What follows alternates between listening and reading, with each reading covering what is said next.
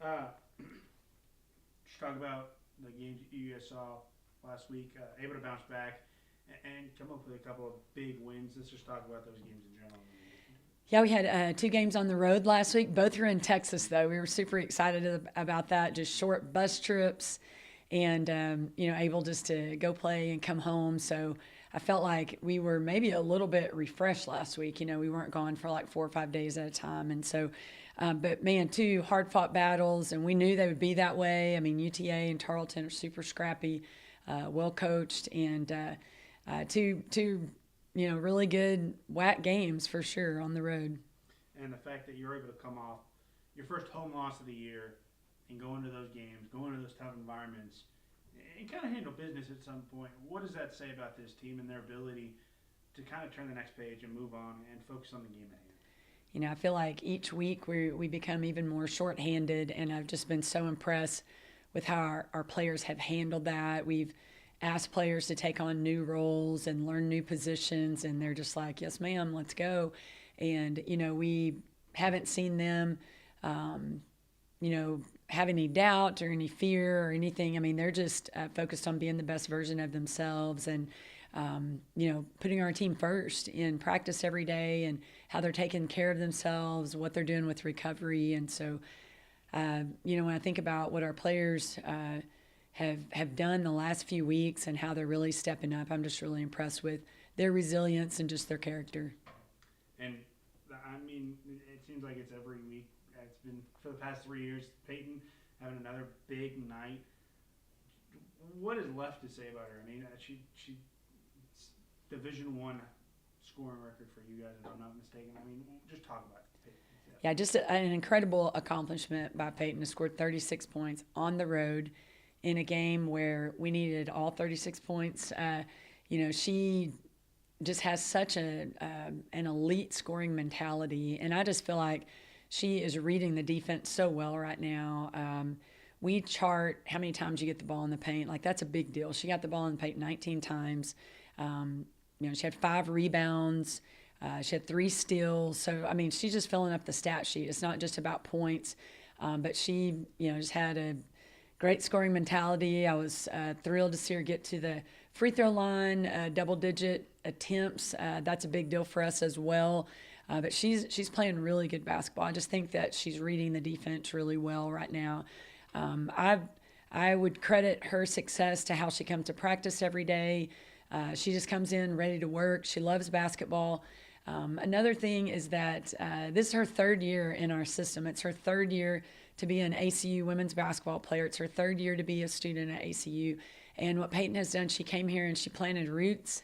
Everybody on campus knows Peyton. She found a major that she's enjoying. She's making great grades in the classroom, just leaving it all out on the court every day. For practice and for games, and she's just planted roots in our program, and I think we're really seeing her grow through that, and just embracing that team first wins mentality. I think it's just helping her have a really great junior season, and these last 2 weeks have been awesome. And I mean, she's not only playing well, but she's giving you a ton of minutes. I mean, the last game she played 40 minutes. How important is it that she's able to stay on the court and give you that kind of leadership role, especially with some of the key injuries that you've had in recent years? I really don't think it's best for our players to play 40 minutes, but the game situations really contribute to how much different positions play and different people play. I did save 3 timeouts for the 4th quarter. And so I knew that, if she needed a breather, we could take a timeout. And you always can count on that 5-minute timeout as well. Coach Brock went into the 4th with 2 timeouts. Like, I knew there were going to be a lot of timeouts in the 4th, so I didn't feel like, we were going to need to take her out of the game. And she was playing super hard, and there were times she looked a little bit winded in the 3rd, but, I just felt like we were going to have plenty of breaks in the 4th quarter that she was going to be able to stay out there. Just, in the interest of the players, I don't think it's good for them to play 40 minutes, but, if you can give them breathers through timeouts and appeals and things like that, a player that is in elite physical condition like Peyton, she can handle it. And then, I mean, you talked about it, a couple of tough losses to the roster. Just talk about trying to balance the minutes so you're not having to play Peyton 40 minutes or some of the other starters those extended minutes. Talk about trying to balance that while still staying competitive. Yeah, I would love to balance the minutes. I'd love to keep everybody, 30 minutes or below. But again, we're trying to win ball games. And so, if we've got someone with a hot hand, we've got someone playing great on-ball defense, we're going to leave them out there until they ask to be taken out. And they all know they have permission to do that. If they need to come out, they let us know. We give them a quick blow, and then they go back in.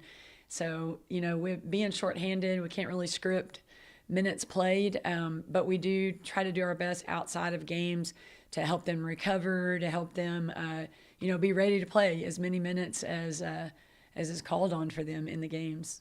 And now another long break. I mean, you play a game Saturday, you don't play a game till Sunday. Is there any kind of frustration or, okay, there's another long break for us this season, especially when you're playing so well, or is it kind of, all right, now we get to rest again, and so we can keep it going? We're the only team that just played 5 games in 2 weeks. And so I think we're due a little bit of a break this week. Really fun time for us in Texas. Texas playoffs start today. And so we're going out tonight, tomorrow night. We'll try to go out Friday night and watch playoff games. So that really hit at a good time for us. I think we've got some players that they can really use some shorter practices this week. And that's kind of our plan, just to shorten everything because, we don't play until Sunday. So we're going to be really smart about rest and recovery this week while also, just kind of fine-tuning our game, whether it's, breaking down some defensive segments or just getting in the gym and shooting extra. But I think this, it couldn't have fallen at a better time just to get us ready for, our next 5 regular season games. And the fact that you only have, it's technically not even this week, but you only have one game that is coming up. How helpful is that you don't have to do that kind of overload of scouting right now? Oh, yeah. I think, this gives all of us a chance to kind of purge all these scouting reports from the last 2 weeks. And, later on in the week, we'll jump into our Southern Utah scout. They play on Wednesday, so, they're not worried about us until Thursday. And so, it just gives us a chance to spend a little bit more time on them. And like I said, I think a big key is just shortening practices, shortening team meetings this week. And we play on Sunday. Monday it'll take us all day to get home, and that's our off day. And then we're just jumping right back into it because we've got 2 home games coming up after that. But I think this break fell at a great time, and then we've got 5 games remaining. 3 are at home. I mean, it worked out really well for us. Looking at Thursday's game, Jasmine Stone, a huge 10-4 off the bench for you. How big was that? Yeah, Jazz was a big spark. It's a big ball of energy for us on Thursday. Hit some big shots for us, but distributed the ball well, played good defense, really helped us out. Bree had a little bit of a head cold last week, and so it was great that Jazz was ready to go and ready to step in. UTA does a great job of changing their defenses up, and so we did play Bree and Jazz at the same time. We had 2 point guards out there, and I felt like they, were able to help us break the press and just get into the offense.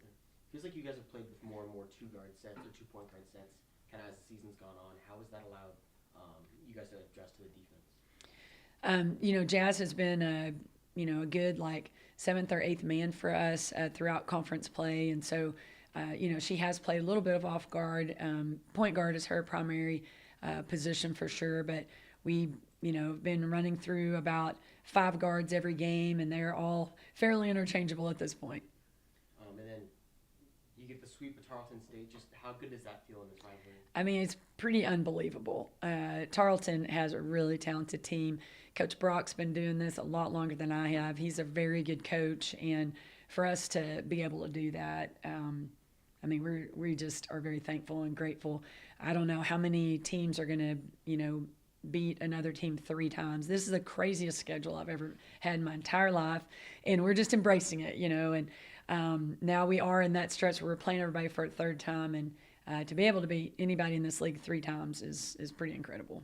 And then Amy Flippin in that Tarleton game gave you 15 minutes before she fouled out. How big were those 15 minutes for you? There was a huge group of Glen Rose fans there to watch Amy Flippin, and also Alexis Reinders on the Tarleton team. And I thought that Amy gave us some quality minutes. She did a great job.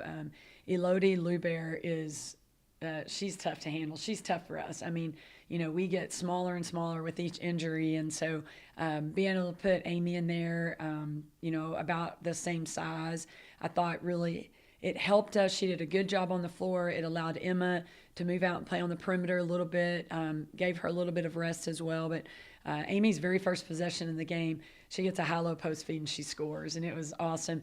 Y'all, she shot a three-point shot, totally uncontested, top of the key, and I thought it was going in. And she hits them in practice, and I thought this place is about to just erupt if that shot goes in. And but she'll continue shooting those if they give her open shots. But Amy did have a really good game, and I was proud for her to do that in front of so many friends and family that came out to support her. How big was that crowd kind of on your side on the road? Yeah, I thought we had a tremendous crowd at UTA. There was purple everywhere, behind our bench, across from our bench. Great crowd there. And after the game, they were all waiting for us at the bus. I was like, y'all, please come to Stephenville on Saturday. We need this kind of crowd. And honestly, it was kind of hard to decipher between our crowd and their crowd. Everybody's wearing purple. But when we would do something well, they really gave us a lot of energy with that. But really appreciate, the fan support on the road. And we play so many games in the WAC where it's a flight and we might have 2 to 6 fans there, and so it's really fun to be able to play in Texas and have so many of our faithful fans come out and cheer us on. And then Emma Troxel, just a couple of really balanced games, doing exactly what she needs. How big was she this week? Yeah, she's just tough as nails, and no one sacrifices their body like Emma Troxel, whether it's diving on the floor after a loose ball, fighting hard for a rebound, taking charges. She just does all those hustle plays.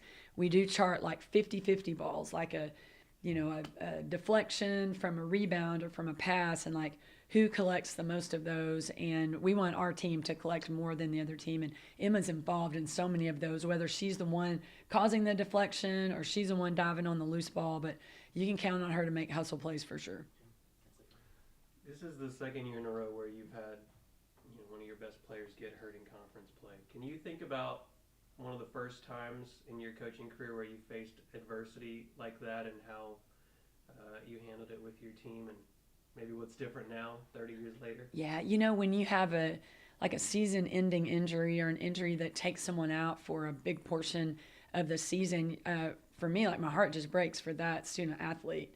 And yeah, it's so hard for them, and folks that get injured, their main responsibility is recovery. They spend a lot of time in the training room, a lot of time with the athletic trainers. And I think that one thing that I have learned throughout the course of my career is I have to make sure I'm spending time with those injured players, and I've got to check on them. I didn't do that early on in my career, and I just didn't realize what kind of a toll it takes on them mentally, emotionally. They're just sitting at the end of the bench now. They don't get to practice. Their identity is not in their rebounds and their points and all of that. And so I think that probably about halfway through my career, I figured out wow, these players are going through a really hard time. As a staff, you're like, oh my gosh, what are we going to do without them? But we do have to make sure that we're taking good care of those folks. And I think our entire staff is loving on our injured kids right now. And we have good athletic trainers that are taking care of them too. But as far as the team goes, when Meredith went down, the battle cry was look, if you come out here and you dog it in practice or you don't put your best foot forward, that has been disrespectful to a player who can't be out here because she wants to be out here. She can't be out here. She can't do anything about it, but y'all are all well. You're healthy. You can be out here, so do not waste time. Make sure that you're being the best version of yourself and exhausting yourself out of respect to these players. Now, it's not just one, but multiple, to the players who want to be out there and they can't. So don't complain about a long practice. Don't complain because you have to get in the cold tub. Don't complain because we're making you pound another protein shake.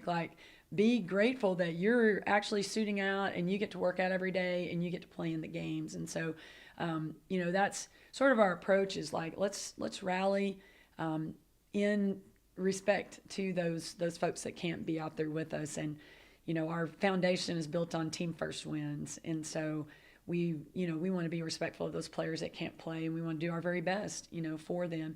We do ask that our players, pick up one more steal, pick up one more rebound, get to the free throw line one more time. We're not expecting anybody to go get all of Meredith's rebounds, but if we sprinkle that throughout our team and you get another rebound, you get to the free throw line, then, we feel like we can statistically, kind of make up for the absence a little bit.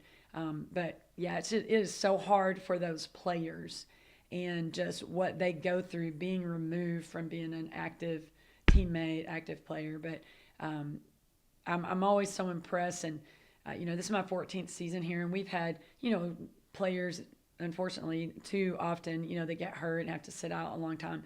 And what is so impressive is we've not had a player in our program who made it about them. They never made it about them. We all love on them, but they don't come in, like complaining about all the stuff they have to do. They don't sit over on the bench crying or anything. And no one would blame them if they did, but they don't. They come in and they're like, what else can I do? Can I carry a bag? Can I help you with this or that? And they just continue pouring into their teammates. And I just think that speaks volumes on the character of the young women in our program. This might be more of a Meredith question. Do you think Peyton suffering a long-term injury like she did last season, can she help maybe Meredith and the other injured players kind of navigate that process if it's new to them? I think, yeah, if you've ever been through an injury that sidelined you, you have some sympathy and empathy for those folks that are currently sidelined. And I love to just observe our players. Like, we ate at Heart 8 after the game the other day, and if you're familiar with that, you stand in line to order your food.